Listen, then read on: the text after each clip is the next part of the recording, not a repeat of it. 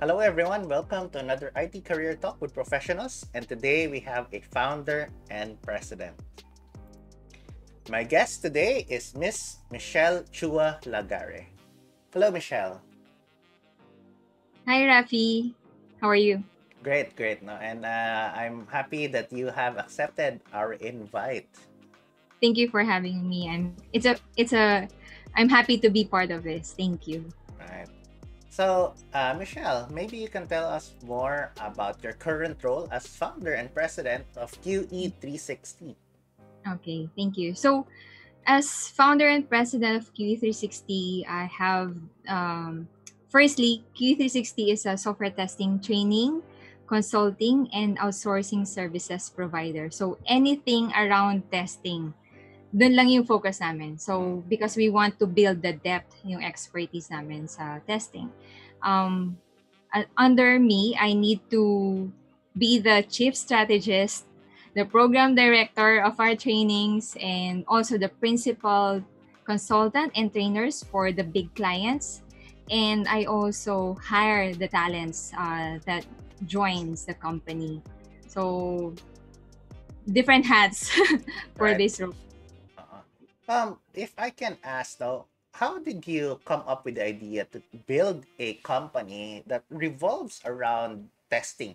We see a lot of companies that are like either software development houses or maybe even digital marketing, but not many on, um, I would say, quality engineering. No, I'm assuming that what QE could stand for. Yes, do. That is quality engineering. And this is primarily because of my experiences. So dito na ako nag-build ng experience, ng expertise. And I don't want to go anywhere else. I've tried when I was starting in the industry, I started as a developer, a BA, a technical writer, and a QA. And then I found my passion in testing, making sure that people have a good experience when they use the apps. Kasi tayo as Pinoy, di ba? Marami tayong inputs kapag nakita natin yung applications. Medyo minsan nakita, bakit parang hindi maganda yung experience. And I wanted to help people have a better appreciation of the applications. So why focus into testing, especially in quality engineering, is because back in 2013, I've started my advocacy in quality engineering. Most of the Filipino testers are manual testers. And then, is that other nationalities are actually getting the jobs that are supposed to be for Filipinos. Say, marami tayong consultants coming from other countries like India because they are skilled and they are better priced or cheaper compared to the Filipino talents. But then, what I saw is that these are jobs for Filipinos.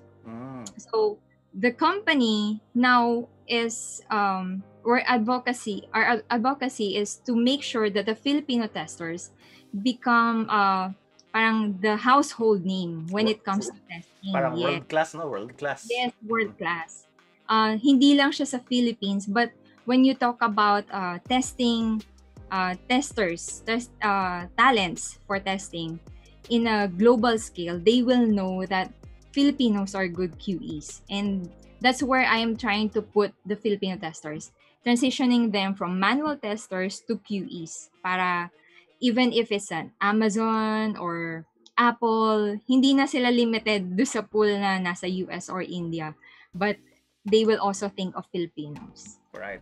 No. And maybe you can give an idea what a QE and versus, let's say, QA, no? Is that just because of the manual testing, or is there more skill and requirements needed to be a quality engineer versus, as I mentioned, quality assurance? Yes, so QA being the manual tester, ang bread and butter talaga nila is the creativity. And of course, they leverage on their time as well because, di ba, parang that's when they test. But they are very limited to the time they have. So most of us, 8 hours. 8 hours yung working hours natin. So for QEs, they can do both manual and automation. And at the same time, it's not just limited to web automation. They can do mobile automation, API automation, performance and security, and even other manual testing such as exploratory testing, usability testing. That's why we call our company then QE360. It's a holistic Right, right. quality perspective. It's not just because you know how to automate the web tests, you're already a QE. So it's really robust skills on your belt para ano talaga, parang kasi most of the companies they don't have enough headcount. Mm-mm, But mm-mm, their deliverables, their expectations are high, mm. usually higher than what they have compared to their talents and the resources they have. So we really need to make sure that every headcount counts. Right, right. No. Of course, quality assurance for me, if you ask me, it's a little tricky as a Mhm. job because, it's not that kaninong responsibility yung paglumusot yung issue after ng QA. How do you deal with that? No? We Ka- usually get mm, this actually, and before probably um 10, 20 years ago when bug slip sa staging, umabot ng production is usually the QAs that they look at. Na mm, parang, oh, what happened here? But then now, we are trying to change that mindset, especially with the agile development, agile mindset, that quality is really a responsibility of everyone. It's an accountability of the entire team. mm, But of course, the specialization goes to us.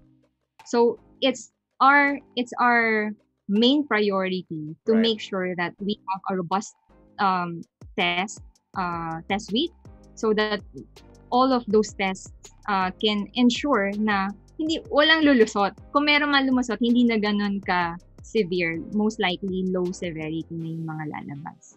right, right. No. In terms of managing the workload and your people also, is there a particular ratio that you follow? No, for example, maybe like X number of devs or X number of features, ganito yung number of QA dapat yung ano no? Or is it like 1-to-1? So, for me, before kasi, there used to be this ratio that we look at, Mhm. which is 3 developers and 1 tester. But with what I've seen, the, say, 5, 8 years that I've been observing dito sa software testing Mm. industry, is that it's no longer applicable. Kasi the applications are getting more complex. Mhm. And there's this variable of the experience din nung mga talents. Say, the developers can be a senior or a lead, and then your talent for the testing team is a junior or mid.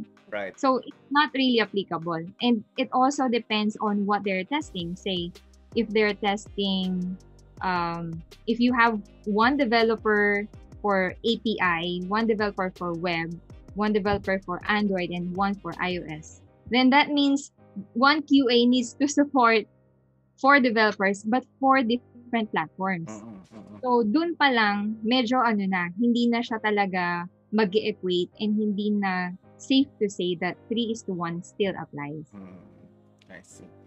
As as an experienced QE yourself, and now you're the president and founder, what's your management style naman? Oh, okay. I always believe that we need to teach them first. Mhm. Of course, give them the opportunity then to execute kasi anything na itinuro natin, if not applied, it gets rusty and then wala na. Right. So after giving them the opportunity, give them freedom. No, how do they want to execute it? In my previous companies, I've also applied this na I'll give you the foundation, but it's up to you how you want to execute it. Or do you want to use a different tech stack? Do you want to use a different language? Mhm. Or do you want to, I mean, may sarili-sarili rin tayong flavors na we can add, and that makes them grow.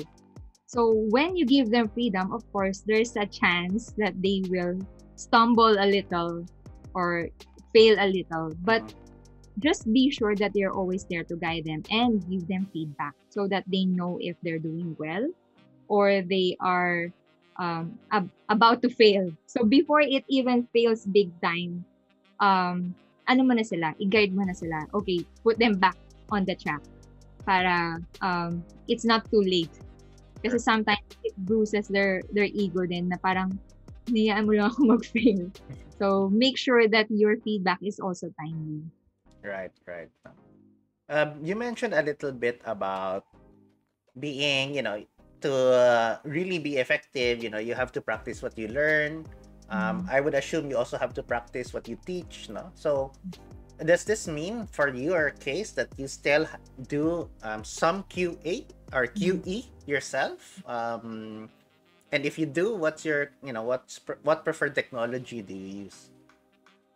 With the various things that I'm doing right Right. now with company, that I need to manage those Mm. activities, I'm no longer coding. But before, I've used Java, JavaScript, and robot framework. And right now, especially since we have new members in the outsourcing team, what I do is I just check on how they are, random or spot checking of their tests, and Mm. even ask them to demo their automation scripts for me. And even for those training materials for automation, we run through those materials so that I know that the scope is well covered, and even through the what you call this, how they're going to run the training. So Right. that's right now my focus for the company. Right, right. No. Um, Before we continue, no, let's go back to the past a little bit. Rewind in time and understand how you joined the IT industry, no? Even to a point na paano mo pinili yung course mo, no? Because a lot of people will wonder how does one, or parang paano, parang naisip mo na ba at the time na, this is really what I want as a profession, and so dapat ganito yung course, or parang baliktad ba, parang it just so happens na by chance, no? Ganun. So, start tayo dun sa, I guess, senior high or high school pa siguro at the time, no, ang tawag. Paano mo pinili Um, yung course mo? fortunate, Fortunately for me, I did not have to choose my course. Ah, It's actually my father who told me which course to take. But initially, I wanted to take medicine. But medicine. it's Okay. a blessing. It's a blessing in disguise. For two reasons. One, I realized na I'm afraid of blood. Okay. So that's good na na-realize ko yun before pa ako nag-start ng college. And then the second one is that back then, maybe lalabas ng age ko dito, but back then, my father saw the late Senator Juan Flavier, and he Okay. said that by the time I graduate, the year I was expected to graduate, that IT will be in demand. So my father, being my father, told me that you need to take this to take this course. So even if I didn't like it, thank God, nagtop pa rin ako sa batch namin. But when I was in college, wala talaga doon yung heart. So Oh. it's really just more of wag lang ako matanggal sa scholarship, makagraduate ako ng maganda para I can get good job opportunities after graduating. And then Was there anything in particular na parang you didn't like during the IT? Kasi 4 years din yan, no? Parang minsan mahirap din mag-aral ng 4 years pag hindi, like you said, wala sa wala sa puso. Wala sa puso, no? I really don't like, honestly, I didn't like coding. So it's like parang it's not as personal. As you can see, di ba? Medicine is a personal thing. Right. Diba? May interaction ka. I wanted to be a doctor. I wanted to interact with people. But when you are in IT or CS, you're just interacting with laptops. And it actually manifested in my first company that I hired as a developer. Okay. They even asked me during the interview, they asked me, do you want to be a business analyst? Do you want to be graphics designer? Do Mm-hmm. you want to be a developer? Do you want to be a tester? I said, I want to be a graphics designer. And then my first project was programming. Oh, how did, well, that's a very weird, I don't know, Yeah, they asked me pa, di ba? mm, Um, my first project then was there are electronic weighing scales, two electronic weighing scales of Mettler Toledo.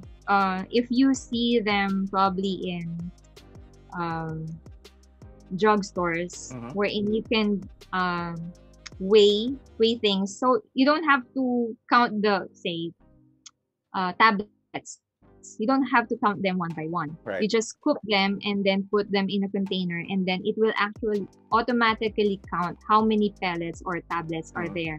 So there are two electronic weighing scales. They are communicating uh, through a computer in the middle. So that was my first project. I was like, this is so boring. But then it's actually a blessing in disguise because after 9 years of dabbling in being a developer, a BA, a technical writer, and a Mm. QA, I realized that I actually needed the coding skills when I was to be hired by Voyager. Mm. Voyager was the one who opened my eyes basically in quality engineering, and when they told me that we are a mobile first company Mm.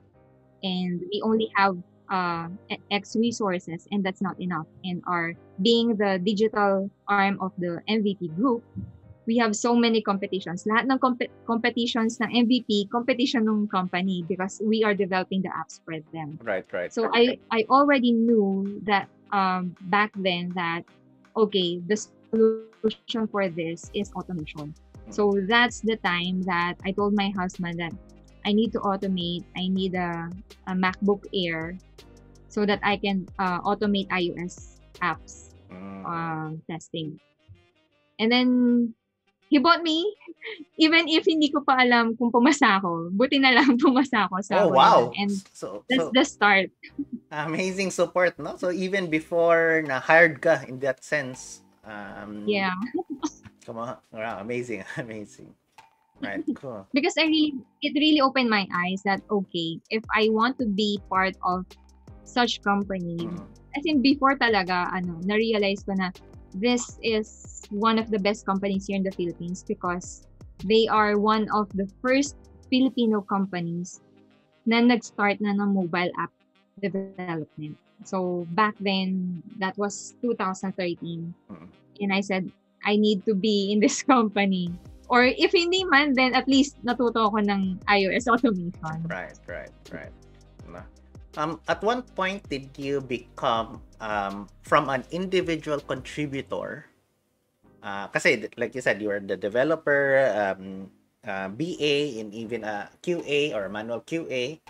At what point did you acquire or shift towards being a manager? Was it already when you founded your own company or even before that? Even before, I think it was like 8 years. 8 years, yeah, 8 years into the industry. I was given the chance to be the manager of a quality team right after Towers Watson. Towers Watson is when I started to lead a team of 14 testers. And then after that, I was offered the managerial position to another company. And then after that, Voyager na. Then sa Voyager, I started as a supervisor and then became the quality engineering head for Voyager. And then when Paymaya and Fintech were all in the same umbrella company, then I was managing three departments for the three companies for QE. Right, right. Given that you are a manager, I would assume you're also a hiring supervisor at one point. Yeah. What are the, what does a applicant need to show you so that he or she can be hired in your field, in your subfield, kasi IT we're very large, right? In that particular field of maybe QA, QE. If It depends. So if we are hiring a QA, then what I usually look for is creativity. So that's how they really, as mentioned earlier, it's the bread and butter of a manual tester. That's how they find bugs. That's how we leverage on their time, on their skills. And of course, both QA and QE should be assertive. We cannot just say yes in everything that is given to them. So, kunyari, there are requirements but it doesn't make sense. They need to be able to speak up and say that, maybe it could be implemented this way. I think it's going to be better. And then for QE, aside from the two, creativity and assertiveness, I always, of course, yung technical skills. One of the things that makes me scratch my head when people apply to me as a QE is that when I ask them, so why are you applying for this role? And they would say, because I'm not a good developer. And I tell them, this still requires development. This still requires programming. So I want to tell them and everyone watching here that when you are a quality engineer, you still need your coding skills. So don't say that I'm applying for this because I'm not a good developer. That's like a slap on my face when I hear that. So that's the three main things. Yeah, good tip, no, guys and girls, no, if you are watching, don't say that. Maybe say that maybe a particular field of programming isn't your you probably want to focus more on towards maybe I want to be a better QE, no? Don't say you're not a good developer. How do you test for sorry.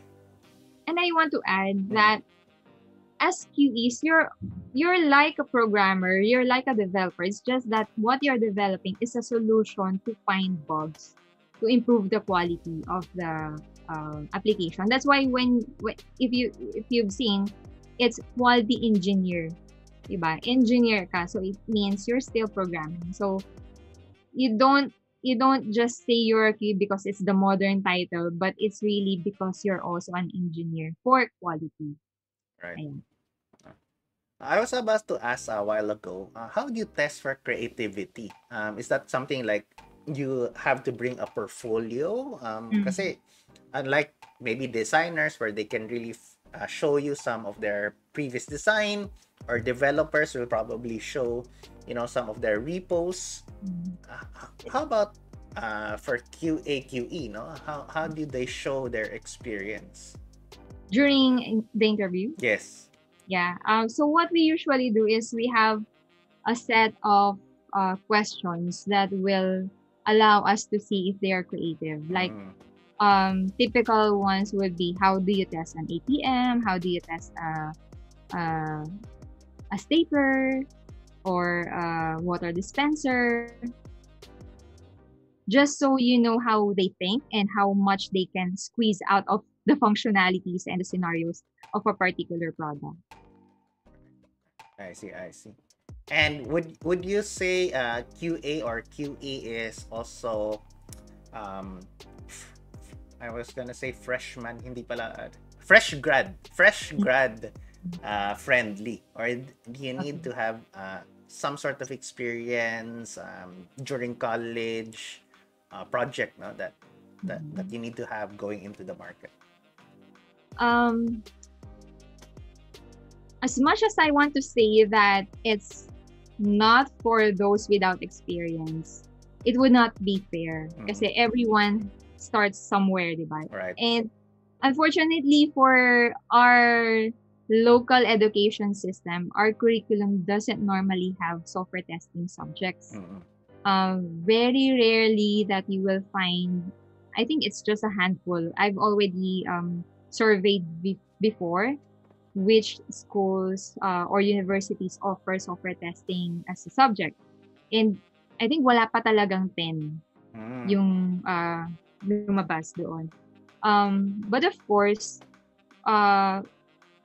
if they are not creative, kasi nga hindi natin turo and hindi mo naman sasabihin na okay, ready ka na to test, what we really do is really we have to train them when they get onboarded. And the only thing we can look for when we are hiring fresh grads is that they are either technically good sa coding, or when we ask them yung mga creativity questions, I can see na, okay, ano to, creative enough to, they think of ways, they are out of the box, out of the box thinkers, and hindi sila madaling mag-give up. Usually kasi when we ask questions na magugulat sila kasi first time nila maririnig yon, they're like, yun na lang po yung naisip ko. I mean, you're not even giving yourself some time to answer the questions and really come up with scenario. So, for those people who are fresh grad, yun na, may tip na kayo. Yung isa, yung creativity on how you test simple products. And then, give yourself some time. Don't just say that that's it. Because hiring managers, they also check if you are persistent, or you are, sorry, not persistent, if you are driven talaga na parang, wait, I need to think about this. Diba? Hindi yung madaling mag-give up tapos that's it. Kasi medyo ano rin yun, medyo turn off din yun for hiring managers. Right. So I have a last couple of questions na lang. One being that, given your journey and being able to establish a company of your own, so people will look at you with eyes of envy, or basically you're quite successful in your IT career. How do you define personally success? Success, yun nga very subjective kasi siya for each and every person. Pag tinanong mo sila, iba't iba yung definition. But for me, success is you find happiness in what you do despite all the challenges, all of the obstacles that you're facing. For me, if when I get to help people, say I give them employment, I allow them to grow or transition from manual tester to QE, or I mean, even ma-boost man lang yung moral niya na, okay, I was able, kahit na hindi pa ako very strong na QE, I've already I'm confident na to try automation. Nag-start na ako. Yung mawala man lang sa kanila yung limiting belief nila na I cannot be an automation engineer or a QE because I'm not good in programming. Right. So that for me is my definition of success. Thank you for that definition. Is there anything currently that you are passionate about also within and also with outside IT? Within IT, of course, it's still the advocacy of transitioning manual testers to QEs. Outside the company, it's actually Bible journaling and gardening. So as you may know, as you may have seen, lalo na sa social media, so many plantitos and plantitas na yung lumabas. So ako naman, even before pa, but of course, it grew even further nung nagkaroon ng pandemic because I don't have anywhere else to go. I used to go to Tagaytay to buy plants, but now I'm limited to my own backyard, so I need to grow them myself here. Right. May quality engineering skills din ba nag-overlap sa pagiging plantita? I think so, kasi you need to find the right balance. Kunyari, when do they die? Why do they die? If I put them in this area, shaded ba siya or too much water, what makes them grow? Diba? What makes them fruit more? So those things, just like a QE, we need to find when does bad things happen and when does good things when do good things happen. Right. Para we can repeat them. Cool. And just a side question for me lang, no? Are you gonna dabble into, let's say, these things like IoT? Para automated yung watering, lighting, temperature, mga ganun, no? I actually thought about that. Medyo, medyo dito locally, expensive lang yung mga key parts for that. And if you buy them from other countries, medyo matagal. Mm. So, for now, ano muna, manual. Manual. Pero yeah, but may plans to do the IoT thingy, or at least man lang yung scheduled watering. Kasi that was one of the challenges before pandemic, di ba? Parang we can't go out for a long time because no one will water the plants. So, yun. Right. No. And for my last question, for our audience is, the ultimate question is, what's your advice to anyone that wanna go into, the QA QE field? I would suggest that you keep on learning. Kasi, di ba, parang even for manual testers, you need to learn what are the new approaches. Like, of course, waterfall, yung traditional testing, a lot of people keep on sticking to it because that's what they know, that's what they've been comfortable with for so many years. But then, if it's not applicable for the current situation, then you need to know where is it going, the trend, where is the trend going, what skills do I need to learn. And for sure, for testing, of course, you need to learn programming. Because even yung logic flow man lang ng mga developers, maintindihan natin when they are discussing it with us. We need to be able to have an appreciation of that so that we can test better. At the same time, if you are gonna be a tester of QA or QE, communication skills is a must. So, if you are shy, it's okay as long as you can send your message across, and make sure that you ask questions, and be assertive. If you think there are things that say the schedule, you're not gonna meet the schedule, or if it's still too buggy to release, then you need to say that as soon as you see it, so that will give value. Hindi yung kung kailan deadline tsaka mo na sinabi, sorry, it's still buggy, we cannot release it. When the value could have been shared much earlier, so that people can adjust and give their appropriate actions to help the team. Right. Although medyo mahirap yung sinabi mo, no, shy but assertive. How maybe you can give an advice on how to overcome that shyness naman. Okay. I used to be, well, not shy because I've always been assertive, but I used to be sensitive.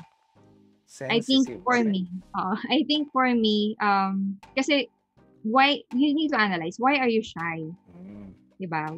Or ako back then, I was asking myself, why am I sensitive?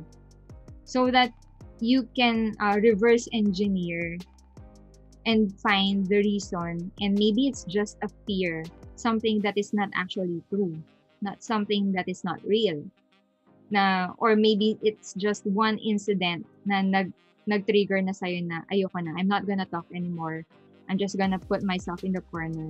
But for me, if you really want to overcome your shyness, you really have to face it. There's no other way. You need to talk to people. I used to be scared in talking in front of people, or even in a team meeting lang takot na ako. But then, I found people na I idolize, na I want to be like them. Right. So that was like in my 10th year in the IT industry, I was able to attend a conference in San Diego, and I've asked the speaker, she's a lady, and I asked her, what made you start your speakership journey? And then she said, on my 10th year as a QA, I said to myself, I'll be sharing my knowledge. And all these years back then, during that time, I was saying, I need to share what I know. I need to help other people, but I don't know how to talk in front of people. But then, when someone asked me, I said, okay. So, even if yung tuhod ko nangangatog sa harapan, it's okay. Parang, you need to overcome that. It's actually just the first few minutes dun yung nakakakaba. But if you get the hang of it, you'll be comfortable with it. So, ganun din when you are shy. You need to just talk to people. And, ano yun, parang, I'm done with being shy. I'm done being the wallflower of the team. I need to share what I know. I need to share the challenges I'm facing. So that you can also help yourself. Right, right. No? So audience, before I ask my last question to Michelle, no, on her shout outs or mga pahabol, if you have learned anything or this video has touched you in any way, you can always leave a comment below, or if you're listening in Apple Podcast, Spotify, you can also message me and we'll try to get back to you as best as we can on how we can also help you, no. So Miss Michelle, before I say thank you, do you have any last shout outs or pahabol? No? Um, siguro, we are hiring and I'm inviting everyone who are skilled in testing and automation or programming to join the team, to join our company. You can go to our website. It's QE-360,